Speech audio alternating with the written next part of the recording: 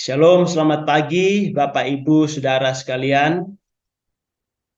Puji Tuhan, kita bersyukur pada kesempatan pagi hari ini dapat beribadah bersama, memuji dan memuliakan Tuhan, bahkan menaikkan setiap doa kita. Mari bersama kita membaca firman Tuhan yang akan kita renungkan pada pagi hari ini.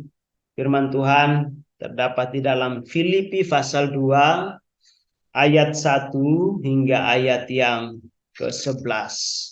Filipi pasal 2 ayat 1 hingga ayat yang ke-11. Filipi pasal 2 ayat 1 hingga ayat 11. Kita akan membaca bagian firman Tuhan ini. Saya membacakan bagi kita, Bapak Ibu Saudara mengikuti dalam Alkitab atau juga yang sudah ditampilkan pada slide. Demikian firman Tuhan. Judul perikop ini adalah nasihat supaya bersatu dan merendahkan diri seperti Kristus. Jadi karena dalam Kristus ada nasihat, ada penghiburan kasih, ada persekutuan roh, ada kasih mesra dan belas kasihan.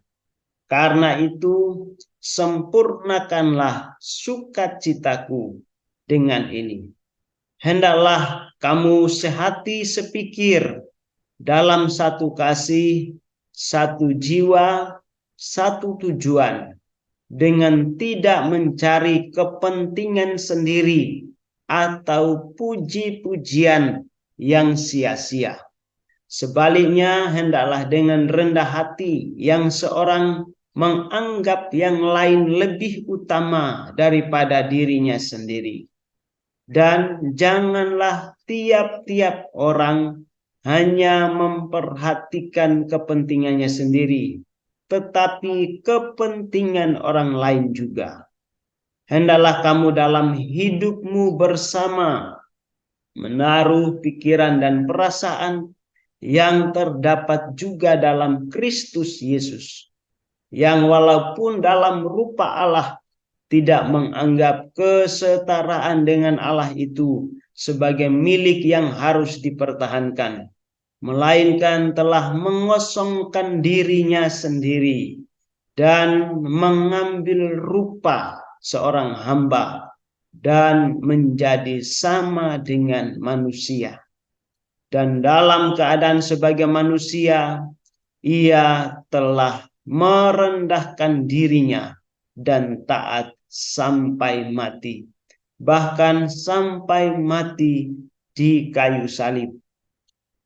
Itulah sebabnya Allah sangat meninggikan dia dan mengaruniakan kepadanya nama di atas segala nama, supaya dalam nama Yesus bertekuk lutut segala yang ada di langit dan yang ada di atas bumi dan yang ada di bawah bumi, dan segala lidah mengaku Yesus Kristus adalah Tuhan, bagi kemuliaan Allah Bapa.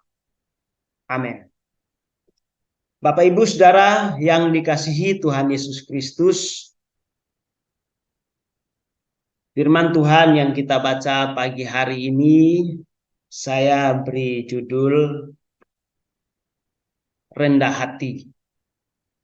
Bagian ini bukanlah bagian yang asing bagi kita, suatu bagian yang sudah sering disampaikan, dikhotbahkan, bahkan kita berulang-ulang kali mendengarkannya.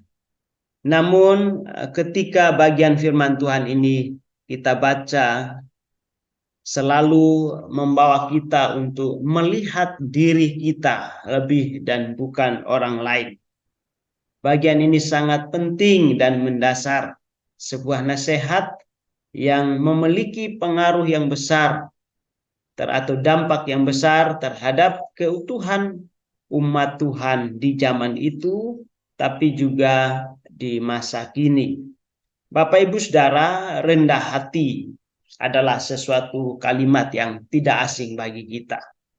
Apa yang terlintas dalam pikiran kita ketika berbicara tentang rendah hati?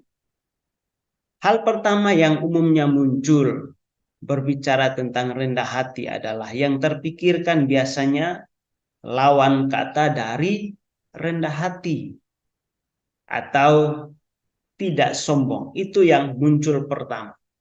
Lepas dari orang memikirkan apa definisi arti kata rendah hati ini. Biasanya ketika orang berbicara tentang sikap rendah hati, yang muncul adalah tidak sombong dan lain sebagainya.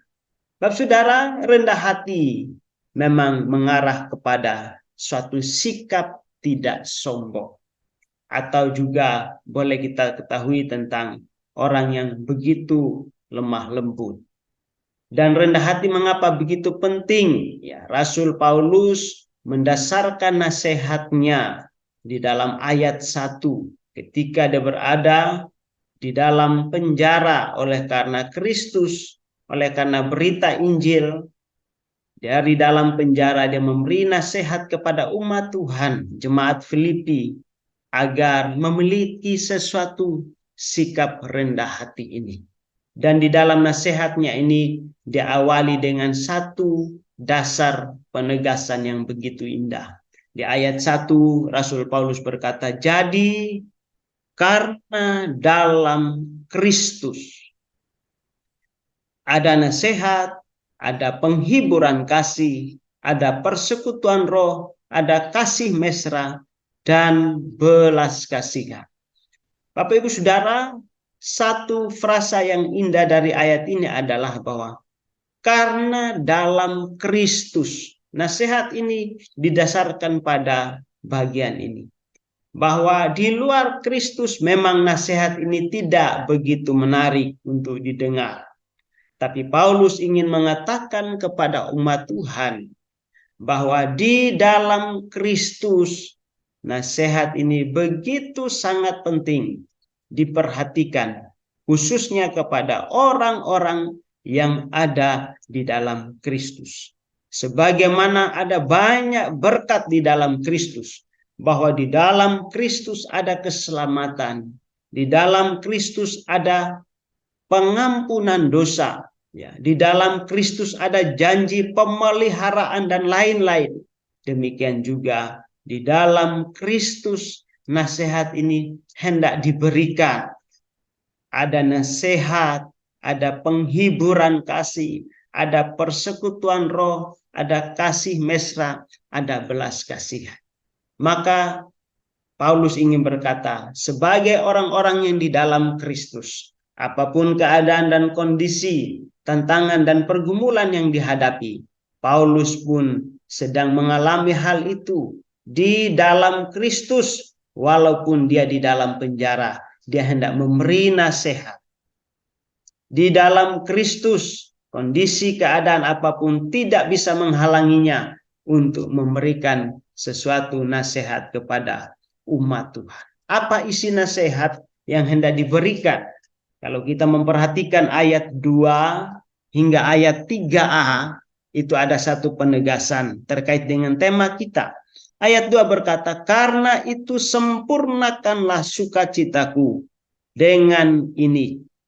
Hendaklah kamu sehati sepikir, dalam satu kasih, dalam satu jiwa, satu tujuan, dengan tidak mencari kepentingan sendiri atau puji-pujian yang sia-sia. Bapak saudara dikasih Tuhan, perhatikan ayat 2 dan 3a ini.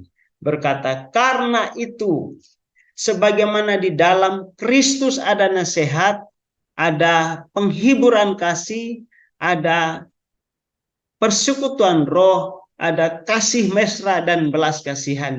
Karena itu sempurnakanlah sukacitaku. Sukacitaku menjadi sempurna apabila engkau memperhatikan isi nasihat ini.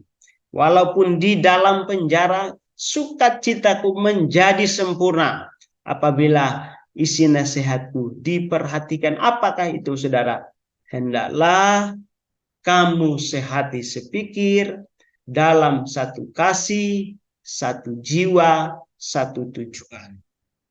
Dengan tidak mencari kepentingan sendiri atau puji-pujian yang sia-sia. Inilah isi nasihatnya, yaitu agar tidak mencari kepentingan sendiri atau puji-pujian. Dengan kata lain, dia hendak mengatakan kepada mereka bahwa isi nasihatnya, penekanannya adalah rendah hati seorang terhadap yang lain. Mencari kepentingan sendiri, mencari puji-pujian yang sia-sia, itu adalah suatu sikap yang bertentangan, bertolak belakang dengan sikap rendah hati yang dia hendak sampaikan. Kenapa nasihat ini begitu penting, Bapak Saudara? Kalau kita memperhatikan di dalam ayat 3b hingga ayat 4, itu ada satu penjelasan dari Rasul Paulus dan mengarahkan kita untuk melihat bahwa ada sesuatu yang terjadi di tengah jemaat. Ayat 3b berkata, sebaliknya hendaklah dengan rendah hati. Perhatikan kalimat-kalimat situ. Yang seorang menganggap yang lain lebih utama daripada dirinya sendiri. Dan janganlah tiap-tiap orang hanya memperhatikan kepentingannya sendiri, tetapi kepentingan orang lain juga. Ayat 3b dan ayat 4, di situ ada frasa yang seorang, yang lain, tiap-tiap orang, orang lain juga, kepentingan sendiri. Ini diarahkan kepada mereka yang menerima surat ini, mereka yang membaca nasihat ini. Berarti bahwa alasan ini diberikan karena ada sesuatu realita di tengah jemaat. Mungkin 1, 2, 3 orang sedang mulai mencari kepentingan sendiri, mencari puji-pujian yang sia-sia. Maka Paulus merasakan sesuatu kesedihan sebagai seorang pemimpin rohani, seorang mentor, seorang yang juga menaruh perhatian dan kepedulian besar terhadap mereka yang sudah menerima Injil yang diberitakannya. Dia ingin berkata kepada mereka di dalam ayat ini bahwa ada 1, 2, atau 3 orang di tengah umat yang tidak lagi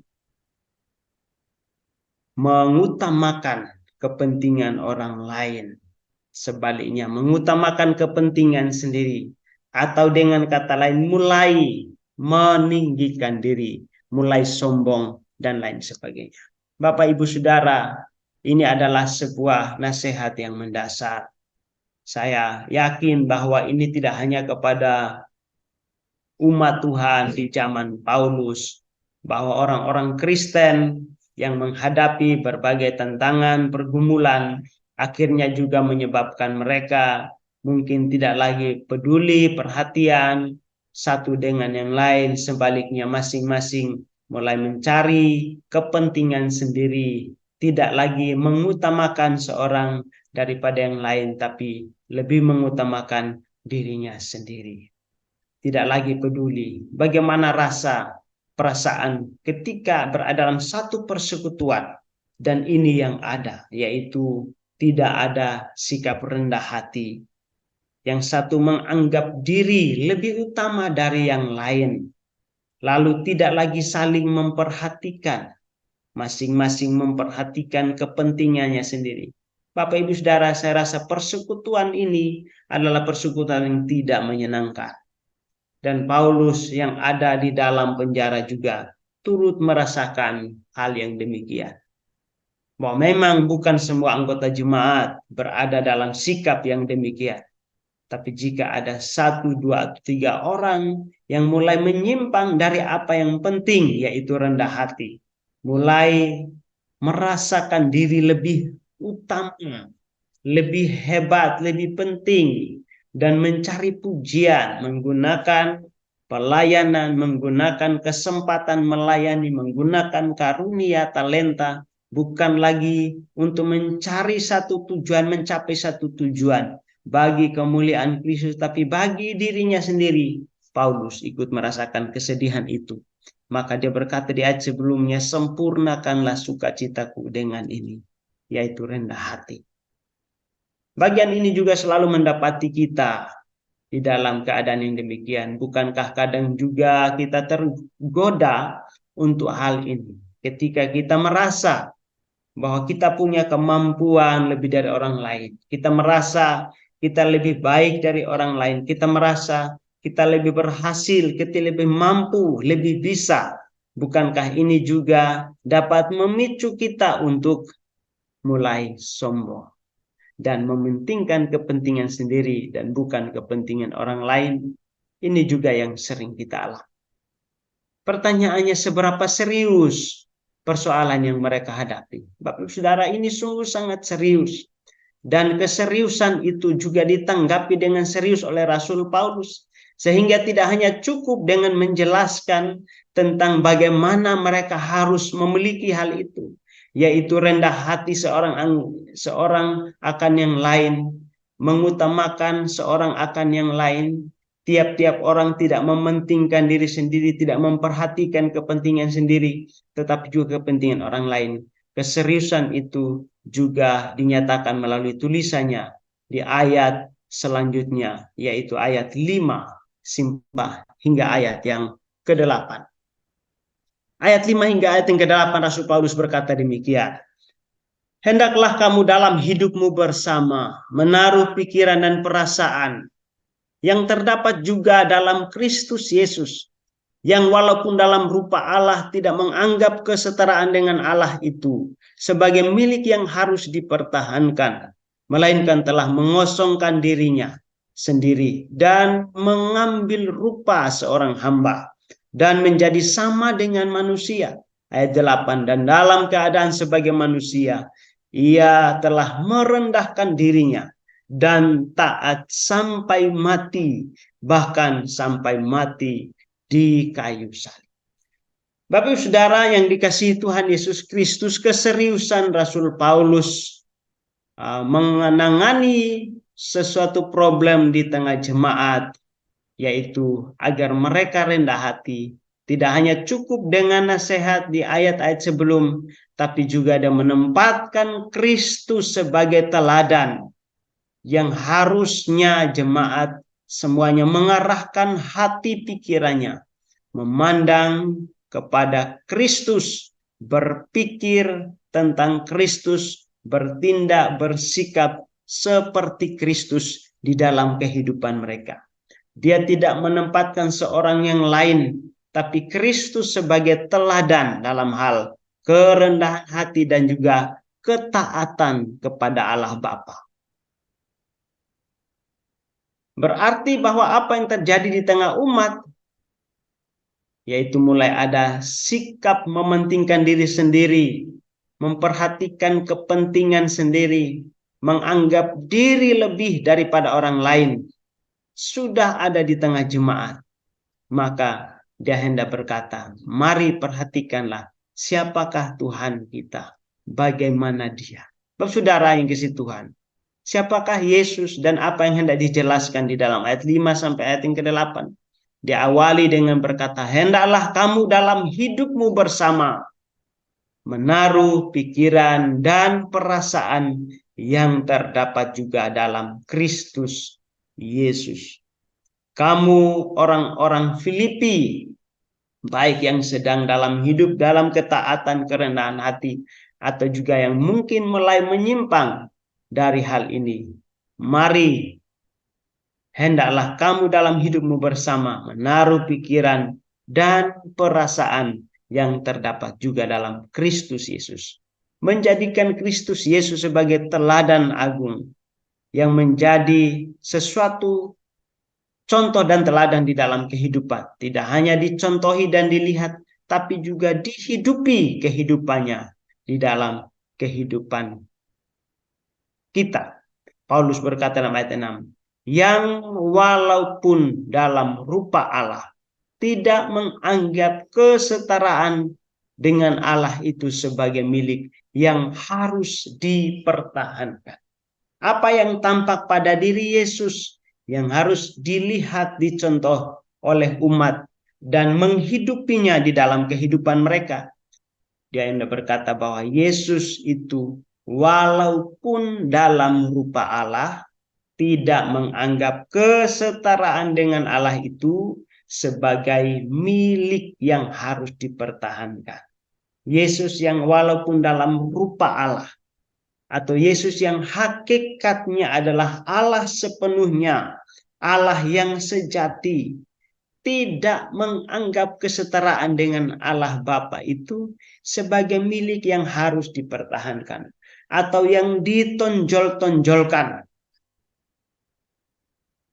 melainkan telah mengosongkan dirinya, kata Paulus ya, mengosongkan dirinya sendiri dan mengambil rupa seorang hamba dan menjadi sama dengan manusia.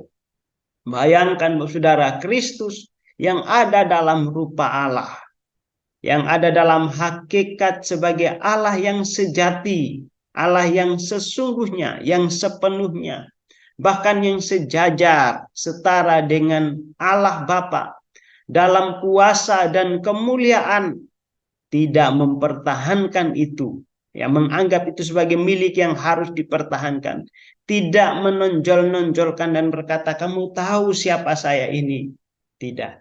Lalu apa yang dilakukan? Bersikap taat kepada Bapa, merendahkan diri, mengosongkan diri, mengambil rupa seorang hamba dan menjadi sama dengan manusia. Taat kepada Bapaknya, tidak menganggap kesetaraan dengan Bapa sebagai milik yang harus dipertahankan, melainkan mengosongkan diri. Di dalam pengosongan diri ini, Yesus yang adalah Allah yang sejati mengesampingkan hakikatnya sebagai Allah, lalu mengambil rupa manusia. Dia yang ada dalam rupa Allah, atau yang adalah Allah yang sejati, mau mengambil rupa manusia, yaitu manusia yang sejati, bahkan menjadi seorang hamba. Ini adalah satu status sosial yang paling rendah, yaitu hamba, merendahkan diri serendah-rendahnya pada tingkat yang paling rendah, yaitu seorang hamba, bahkan hamba yang menderita. Karena kalimat lain ayat 7 berkata menjadi sama dengan kita dalam segala keadaannya. Surat Ibrani berkata hanya dia tidak berdosa. Dalam segala hal mengalami penderitaan, dalam segala hal mengalami cobaan, tantangan, ejekan, olokan, hinaan, ya, dia telah merendahkan diri. Ketika menjadi manusia seutuhnya, dia tidak menonjolkan diri sebagai Allah yang harus diagungkan lebih, ya. Itu sebabnya jarang sekali kita mendapatkan satu pengakuan yang terbuka dari Yesus tentang dirinya, seperti yang sering diminta oleh umat lain, di mana kalimat Yesus berkata, aku ini Allah. Bapak Ibu Saudara dikasih Tuhan, ini adalah sesuatu sikap rendah hati. Bahkan ayat 8 berkata, dan dalam keadaan sebagai manusia, ia telah merendahkan dirinya dan taat sampai mati. Bayangkan ayat 8 ditutup dengan kalimat lagi, bahkan sampai mati di kayu salib. Dia sudah merendahkan diri, mengambil rupa seorang hamba. Dari status sosial, inilah yang paling rendah. Dalam matinya pun bukan mati dengan cara yang baik. Kalimat terakhir, mati di atas kayu salib. Suatu kematian yang menurut pandangan pada masa itu, orang yang mati di atas kayu salib adalah orang yang terkutuk. Dia mati bukan karena kesalahannya, dia mati bukan karena dosanya. Karena memang dia tidak pernah melakukan dosa selama hidupnya. Ketika Pilatus saat sebelum memutuskan untuk Yesus disalib, 3 kali berturut-turut setelah melalui proses pengadilan yang adil dan baik itu, dia berkata, aku tidak mendapatkan kesalahan apapun padanya. Tapi bayangkan orang yang baik ini, orang yang tidak ada satupun kesalahan seperti yang dituduhkan kepadanya, mati. Bukan hanya mati, tapi dikatakan mati di atas kayu salib. Inilah yang harus menjadi teladan bagi umat Tuhan, yang kepada mereka Paulus memberikan nasihat agar rendah hati, memiliki sikap rendah hati itu di dalam diri mereka, dan kemudian memeliharanya di dalam persekutuan. Itu akan mendatangkan sukacita yang melimpah bagi persekutuan itu dan bagi Paulus, seorang pemimpin yang membawa mereka kepada Kristus, juga merasakan sukacita kendati pun dia di dalam penjara. Pertanyaannya, apakah ada akibat, ada berkat, ada upah bagi orang yang rendah hati? Ayat yang ke-9 dan 10 bahkan sampai 11, dia hendak menjelaskan kepada kita bahwa orang yang rendah hati itu pasti ditinggikan Tuhan. Orang yang rendah hati itu pasti diberkati Tuhan. Sebaliknya, orang yang congkak, orang yang mencari kepentingan sendiri, mengutamakan diri sendiri, mencari panggung bagi dirinya dimuliakan, akan direndahkan. Dan Paulus menempatkan Kristus sebagai contoh lagi dalam hal ini. Tapi kini dia berbicara tentang apa yang Allah Bapa perbuat kepada Kristus yang ada dalam rupa Allah, tapi merendahkan diri, menjadi manusia, menderita bahkan mati di kayu salib. Apa yang Allah Bapa kerjakan baginya atau lakukan baginya? Ayat 9, 10, 11 berkata begini. Itulah sebabnya Allah sangat meninggikan dia dan mengaruniakan kepadanya nama di atas segala nama, supaya dalam nama Yesus bertekuk lutut segala yang ada di langit dan yang ada di atas bumi dan yang ada di bawah bumi. Dan segala lidah mengaku Yesus Kristus adalah Tuhan, bagi kemuliaan Allah Bapa. Bapak saudara dikasih Tuhan, itulah sebabnya kata Paulus, Kristus yang ada dalam rupa Allah merendahkan diri sampai mati di atas kayu salib.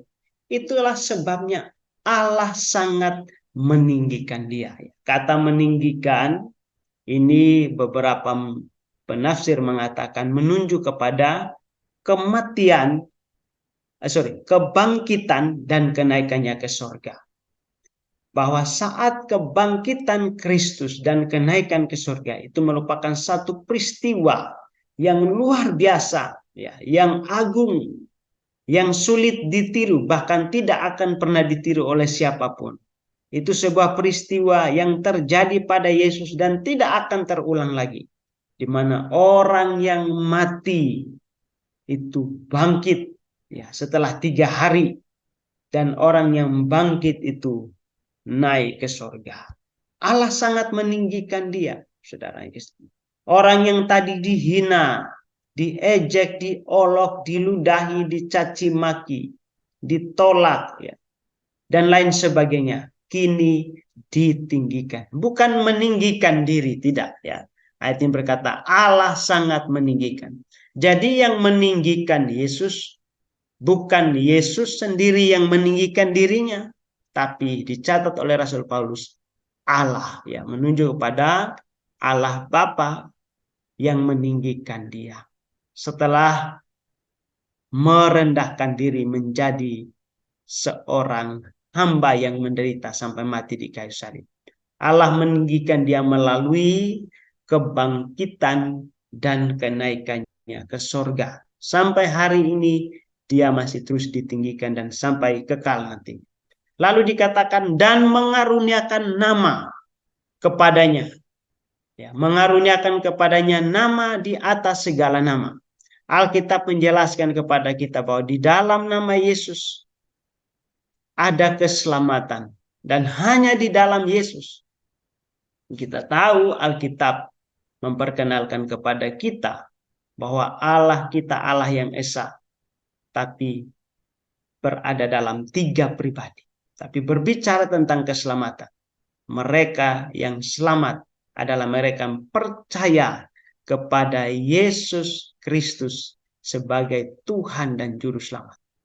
Allah tidak hanya meninggikan dia, tapi mengaruniakan nama di atas segala nama. Supaya apa? Ayat 10 berkata, di dalam nama Yesus bertekuk lutut segala yang ada di langit, ya. Para malaikat juga harus mengakui bahwa Yesus adalah Tuhan dan Juru Selamat. Dia adalah nama di atas segala nama. Yang ada di atas bumi, yaitu manusia. Yang ada di bawah bumi, bisa juga menunjuk kepada orang-orang mati dan lain-lainnya. Semua harus mengakui bahwa nama Yesus adalah nama yang indah. Nama Yesus adalah menara keselamatan bagi mereka yang percaya kepada nama. Ya, nama Yesus adalah nama di atas segala nama. Dalam nama Yesus juga ada kuasa kesembuhan, ada pemulihan, ada pengampunan, dan lain sebagainya. Hanya di dalam nama Yesus. Bapak Ibu Saudara yang dikasihi Tuhan, ini adalah sebuah berkat yang luar biasa. Yang diterima oleh Yesus atau yang Allah Bapa anugerahkan kepadanya. Dan Paulus ingin mengatakan ini kepada umat Tuhan. Orang yang merendahkan diri akan ditinggikan. Pada waktu Tuhan, bukan pada waktu kita. Pada waktu Tuhan. Yesus sabar menjalani semua. Sampai pada Bapa meninggikan dia. Dia tidak menuntut atau tidak bertindak lebih cepat. Meninggikan diri. Semua ada dalam pengaturan Tuhan. Jadi bagian kita apa? Bagian kita adalah merendahkan hati atau merendahkan diri. Tetaplah memiliki sikap rendah hati dan bagian Tuhan adalah meninggikan kita pada waktunya. Tuhan Yesus memberkati kita semua.